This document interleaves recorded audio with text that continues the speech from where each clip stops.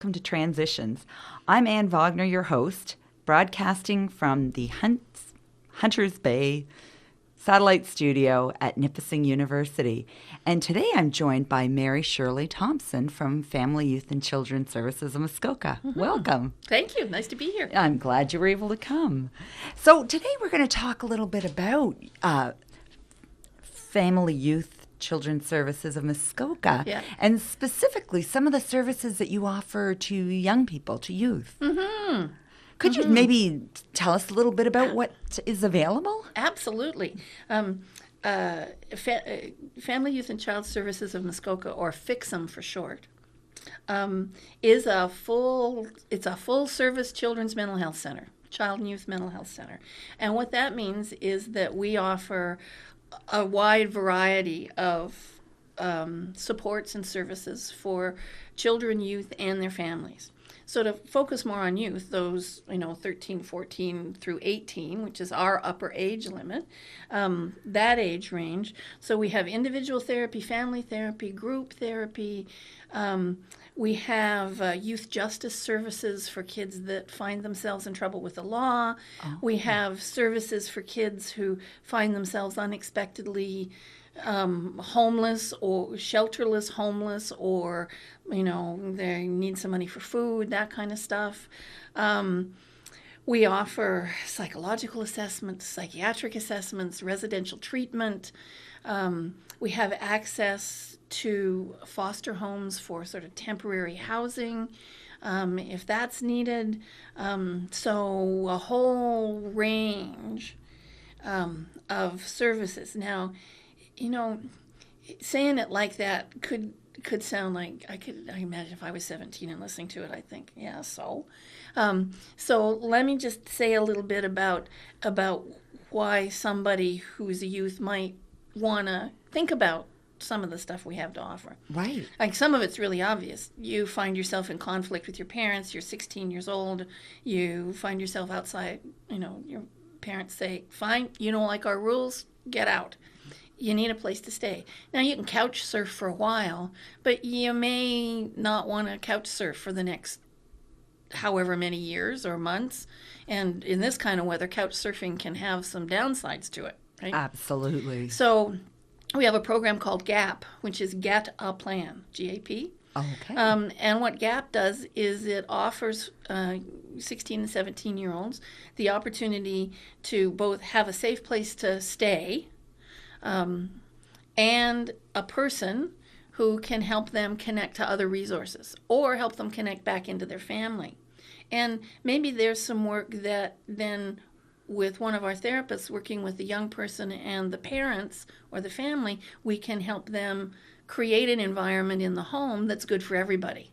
Okay, and so how is it determined if that's the goal? Is that up to the young person themselves? It is indeed. Okay. It is indeed. Important to know that. And that's one of the principles we operate under, which is that we're there to be of service. So it's really what our clients want from us.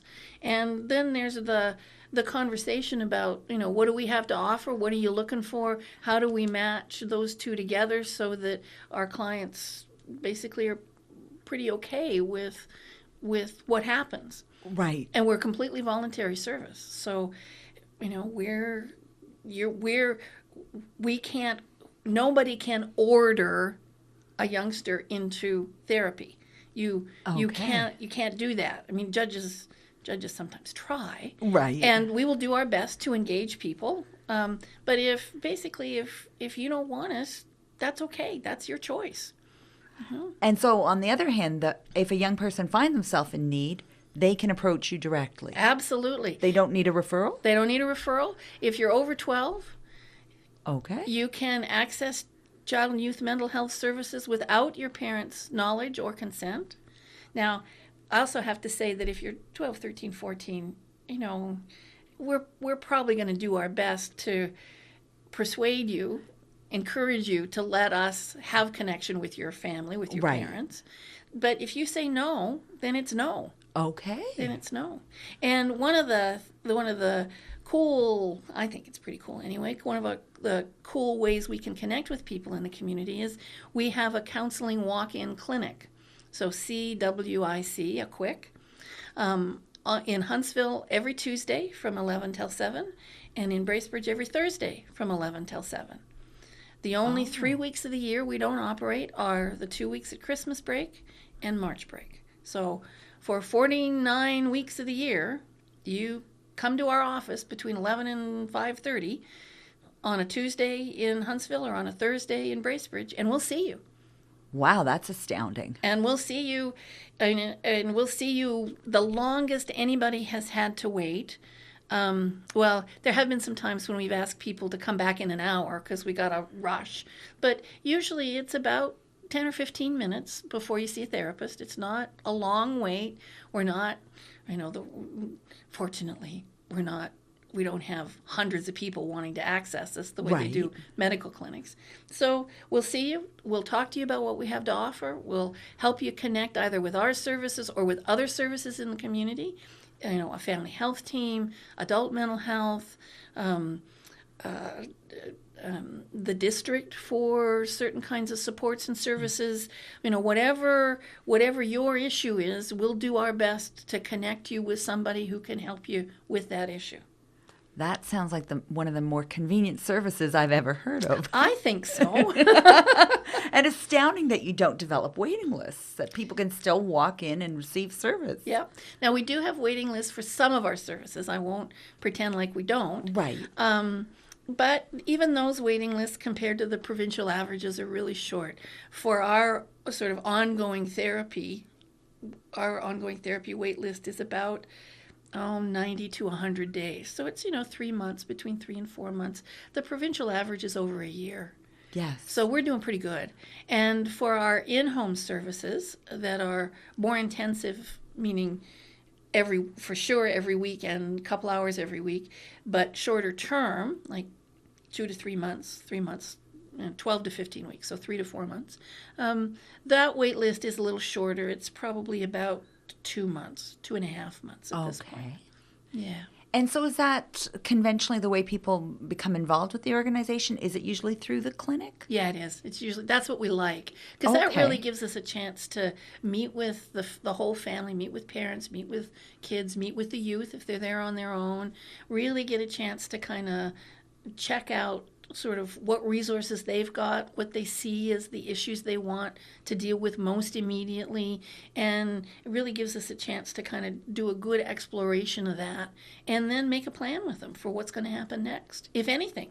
Right. A lot of the people who come to our walk-in clinic don't need any more than that one session. Oh, really? Yeah. You're that good. Well, they're that good. I mean, I think we're good too. Yeah. But, families, if you ask them the right questions, they've got lots and lots of knowledge. And virtually all families have strengths and skills. They've got stuff they're really good at doing. And they encounter, the way we all do in our lives, we all encounter roadblocks. We bump up against ourselves or someone else in a way that just not okay and not comfortable for us. And sometimes it doesn't take a lot to get things kind of, moved around so that you can see a way forward that, you think, yeah, okay, I've got these kinds of skills. I know I can do this, this, and this to make the situation better. I'm fine with that. I'll go off and do that. If that doesn't work for me, then I'll come back and see you again. But for right now, that's good enough. Well, you make it sound a lot less intimidating because I imagine, especially as a young person, even as an adult, it's often really anxiety-provoking to think about reaching out for help. I think it is. I would think it would be. I know the times when I and other people I know well have found ourselves in a bit of a dilemma and needed to go to ask somebody for help. That you get a little anxious about it and you feel a little bit frightened. What happens if they don't accept you? What happens if they don't? So we've tried to make it as absolutely painless as it can be. And it sounds like you're doing a great job of it. I think so. So I'm just going to take a moment to go to break and hear from our sponsors, and we'll be right back with Mary Shirley-Thompson. Hi, everyone. We're back with Mary Shirley-Thompson. And you were just telling me a little bit about the clinic. I'm wondering if you could explain to us how you reach out to families and young people. How do they become aware? What are you doing to raise awareness of the existence of the clinic? Thanks for asking that. Well, that's probably one of the areas where I think we probably could do a better job than we're doing. But what we have done is we've got, I don't know, I didn't notice one here, so I'll make sure you get one. We have big posters. We have little rack cards. We have cards with tear-offs that have the hours and the phone numbers on them. We have a website. The agency has a website, and all the information's on our website. So you can go there. When we first opened the clinic, which is now almost probably 3.5 years ago now, we sent out a huge mailing of that kind of stuff to everybody we could think of: the schools, doctors, clinics, physiotherapists, other therapists, anybody we could think of. We send information about it, and we do stuff like this. Wonderful, or great way. We do radio spots on the moose, or that kind of stuff, just to get the word out that it exists, that the clinic exists, and we want to see if you want to come see if you want to talk about it. That's what we want to do too. That's what we're there for. And I imagine it's one of those services that we may hear about, but we don't think of it until we're in crisis ourselves. That's very likely, and that's okay. Like if a young person grows up and moves on to university or to whatever they're going to do next through high school, and they never have to have anything to do with us, that's okay too. I'm happy for that. Right? But then maybe they have a friend who's younger who would benefit. Yeah. So they can pass that along. That's right. Yeah. And have you noticed any sort of change over time? You say the clinic's been open 3 years or so. Are there different issues people are bringing to you? There probably isn't a whole lot of change over the 3+ years of the walk-in clinic, but over the years I've been involved with the agency, which is considerably more than 3, I think we have noticed a change, and part of that's a good thing. I mean, it sounds a little weird to say it this way, but now then there are mental health supports in the high school, in all the schools, and in the high schools in particular. There are family health teams with social workers as part of them. There are private practitioners in our community. I mean, when I first moved here, there were none, and now there are a bunch. So there's been a real shift in availability at a whole bunch of levels and in a whole bunch of ways, so that I think what that's meant for us as an agency is that many of what one might call the less complex or the less difficult situations can be managed very well in relatively few meetings and relatively few sessions, through the mental health nurse at the high school, or through the family health team and their social workers, or with a few sessions, if you have benefits through your work, with a few sessions from an EAP therapist. So what that means for us is that we see more and more that the clients that we work with, longer term anyway, are ones with pretty complex needs. So, a young person who has addiction issues and may have learning disabilities, and parents separated either recently or not so recently, and there was a certain amount of trauma of some kind or other. Maybe there was family violence, maybe it was something like a car accident that was fairly traumatic, and there were medical issues that came about as a result of that. So, where what that young person is dealing with is made up of a bunch of different factors. Yes. And helping that young person and their family kind of peel away what are all the factors, and providing support so that if there are medical issues, they get taken care of. If there are addictions issues, they get taken care of. If we've got learning issues, then we find a way to identify those and remediate them, and we deal with the individual and family issues that would inevitably result. I mean, an individual's, that young person's identity, has been influenced, and in that sense has been kind of formed, at least partly formed, by perhaps some pretty unhealthy experiences. And what we want to do is help them look at those experiences, find a way to think about them a little differently so they can be flipped to becoming strengths that they can then move on into adulthood with.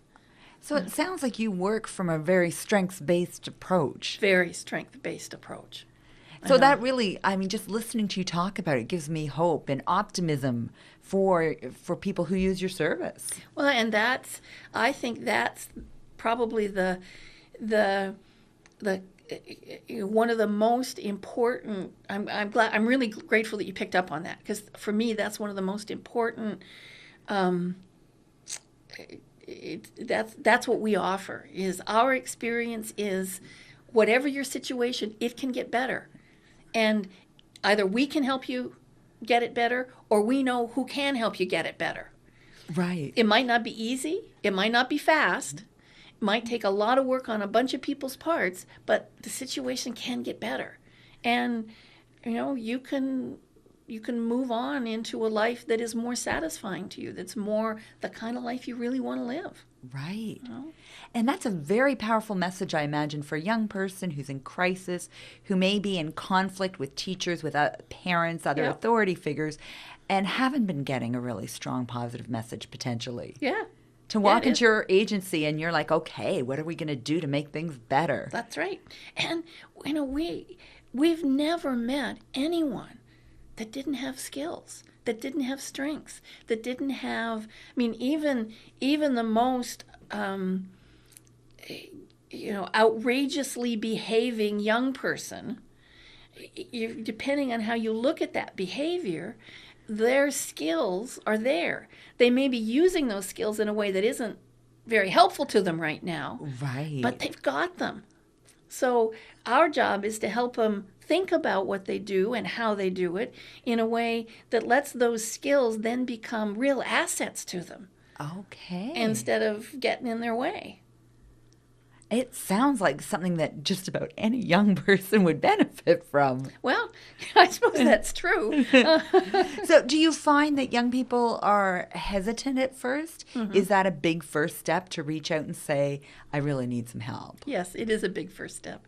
Well, and earlier you and I were having a conversation about the difference in the kind of technology that we grew up with and are comfortable with versus what somebody who goes to school here, for example, is comfortable with. Yeah. Well, we can look like old fogies to somebody who's 14, 15, 16, 17. They look at us and think, what do you know?